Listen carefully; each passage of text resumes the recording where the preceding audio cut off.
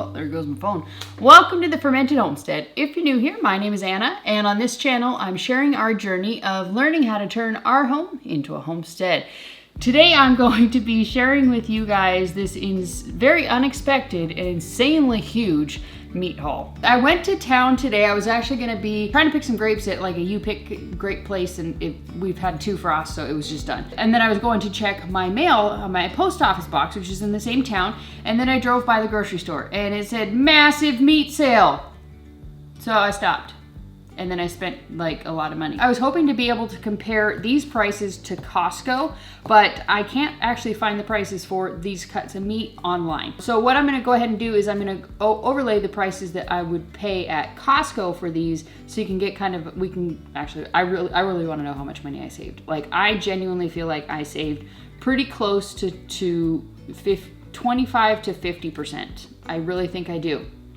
Or I really think I did. Hopefully I did. Anyways, I know I saved almost half on the pork on the strip, New York strips. So I figured that I would go ahead and share with you guys this haul, and I will share with you guys at the end how much weight and how much I actually paid for all of these, so you can get kind of a rough idea. I'm gonna go ahead and break this down for you guys. I got 2 of these full pork loins. These are about 10 pounds a piece. I got 19.62 pounds at $1.69 a pound, which equals $33.15 for both. Then I got these cut up pork loins. They basically just took pork loins, cut them up, and shrink wrapped them. So that is great. And I got two packages of those, and a total of 18.33 pounds, also for $1.69, which is great. They cut up the whole loin, and they didn't charge any extra for it, which most places usually do. And then I paid a total of $30.98, about 15 bucks a pack. Then I also got this, it's a beef, what is this? Boneless beef eye of round roast. These guys here, looks pretty dang good. It's almost, maybe it's like a brisket. It has a big fat cap on there. Super stoked about that one. I got 13.53 pounds, and it was, oh, I didn't write down the price. $3.49 a pound. And so I paid a total of $47.22 I got 2 of those bad boys. Next up, I got these New York strips, steaks here. They had 2 options for it. One was like the big roast, and that was like 150 pounds. I couldn't do it. Not a roast, pardon me. You know, like a big slab of boneless New York strips. That was just too much for my budget. So I got 2 of these packs.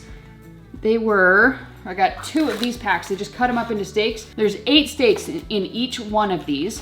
And so I got 2 packs of those, and it was a total of 14.18 pounds at $5.99 a pound. Even at Costco, these things are on sale, $11 a pound, $11.99 a pound, I should say. So anyways, I was really excited about that one. I wish I could have afforded more. So a total of $84.94, okay? And then I got these 3 giant 10-pound tubes of ground beef, 10 pounds roughly each. So I got a total of 30.47 pounds of ground beef at $2.79 a pound. Even at Costco, which is like the cheapest place you can find, they are $3.99 a pound. So I paid a total of $85.01 for all 3 of these packs. I should note here, these are not like organically raised, sustainable, grass-fed goodness. These are normal meat.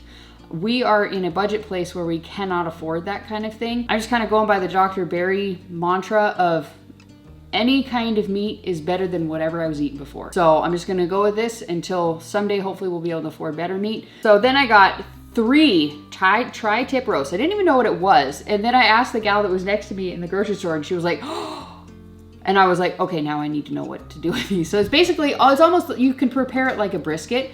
And so I got 3 of these big old roast that we're gonna do something with, and it was 13.83 pounds between all 3 of them, $3.99 a pound, and I paid $55.17 for all 3 of these guys.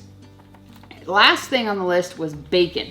I got this bacon, like I said, totally standard bacon, nothing special about it. It is 1 pound packages. It does say no artificial flavors, colors, or MSG, product of the USA. If you want the totals here, you ready for this? Okay, so I spent a total of 118, no. I got a total of 118.96 pounds, so 119 pounds, round, we'll say 120 pounds of meat right here. The pre-tax amount on this is $363.47. Now, what we gotta do, and I figured I would bring you along for it, is how I'm actually going to prepare these things for the freezer, because yes, every single thing on this table here is gonna go in the freezer. And so we need to make sure that we're properly packaging them. We do not want a single thing to go to waste, to get freezer burnt or any of that. The ground beef, the cut up pork loins, and the New York strip steaks, those guys need to be further packaged, further processed, I guess you could say.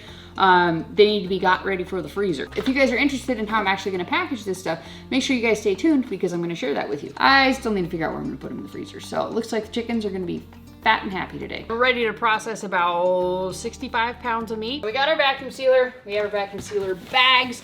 You can totally use, it's a weird angle for this part, but you can totally use freezer bags. You just wanna make sure you're pushing out all the air. When you're preserving food in the freezer, air is your enemy. So if you can push out as much air as humanly possible, you can get probably 6 months out of it. That's my personal experience, but then it does start to kind of crystallize and just kind of go downhill, and you got to make like soup or something with it. So this way, definitely, if you're sucking all the air out possible, it will definitely make it last a lot longer. I got these at Costco, and this pack came with rolls of 2 different lengths of the rolls rather, and then it also came with these bags. So I'm probably gonna use a bunch of these bags. One thing you gotta note with, at least with my vacuum sealer, there's like a dry and a moist, sorry for the word, but it says it right on there, dry and moist buttons, and then your seal, and then vacuum seal.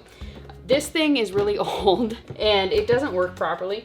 So it doesn't actually switch between the vacuum and the seal mode. So I have to watch it really carefully and just like hit the button and make it a switch from seal vac to seal. So maybe someday I'll get a better one. But for now, I have to watch very carefully. So just, you know your food, whatever, vacuum sealer. Okay, I think I'm gonna do the easy thing first.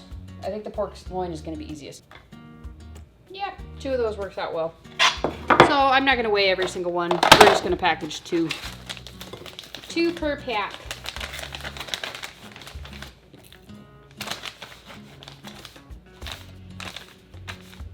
I kind of don't want to waste space. Maybe I'll do 3.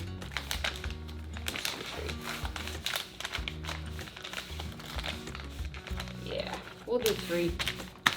And I should mark on these. Okay, so I need to count right out the information on these as to what it is for however many I need. Oh, that one's not cut up.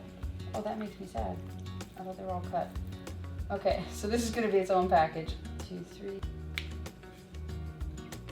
Vacuum.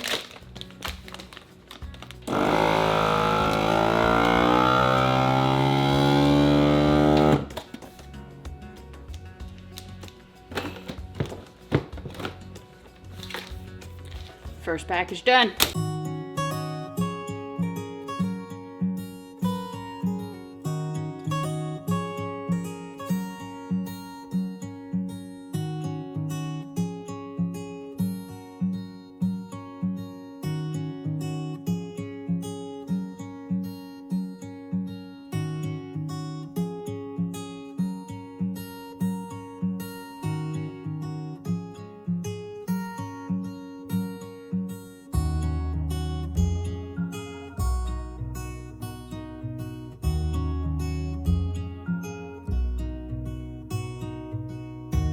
All right, so I figured we're on the last bunch of the ground beef. I figured I would show you kind of how I'm packaging it up to get out as much air as possible. That is way over. Let's spread this out into a couple of different ones. That would be good. Close enough. Okay, so then what I'm doing is I'm just taking a little piece, pushing it with my finger until it's completely taken up the corner, and then just making sure I don't have like a finger path dug into the beef. Same thing on this side. In the middle. So basically we're just making sure that the back is completely air-free as much as possible. And then I'm just taking chunks of it, squishing it in to try and reduce as much air as possible. Right? And then just kind of squish it. I'm pushing it with this hand and pushing it down with my left hand. Right? That's all there is to it.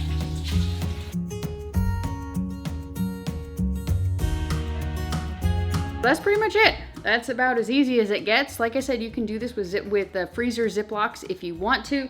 And I like to freeze these in these flat pieces. Once the seal is cooled off completely, I'll squish them up and get them to be completely flat. It's because it thaws out really fast. Like you can literally pull it out of the freezer like an hour or two before you're ready to eat and it's thawed. That's why I like to do it that way. Though if you do it in like discs or packed into the bottom, it just takes forever to thaw. So it's just convenience. And it also stores in the freezer a lot easier. There's a lot of different reasons for why it's super handy to do this kind of thing. If you're doing carnivore, if you're eating meat, anything like that, you don't have to buy it fresh. You can easily just throw it all in the freezer, assuming that you have the space for it. And it's super quick, and then you just have fresh meat all the time. So I hope that this gives you some ideas, some inspirations, and the knowledge that meat is still reasonably priced if you look for it. So thank you. If you guys are new around here, we just moved to our 30-acre homestead in southern Missouri, and I'm sharing with you all the things we're doing to turn our home into a homestead. Most of that is here in the kitchen with canning, freezing, dehydrating, and fermenting, all the food preservation things, as well as sharing with you ways that you can use that food in your everyday cooking. If all that stuff sounds interesting to you, click this button right here. This is the subscribe button. This is what tells YouTube you want to come back here. Up here is a video that Mr. Google Pants thinks that you're going to enjoy. Over here is my last haul video, and then up here I'll go ahead and put one of my haul playlists for you so you can check out all the awesomeness. Thanks so much for watching. We'll see you next time. Bye.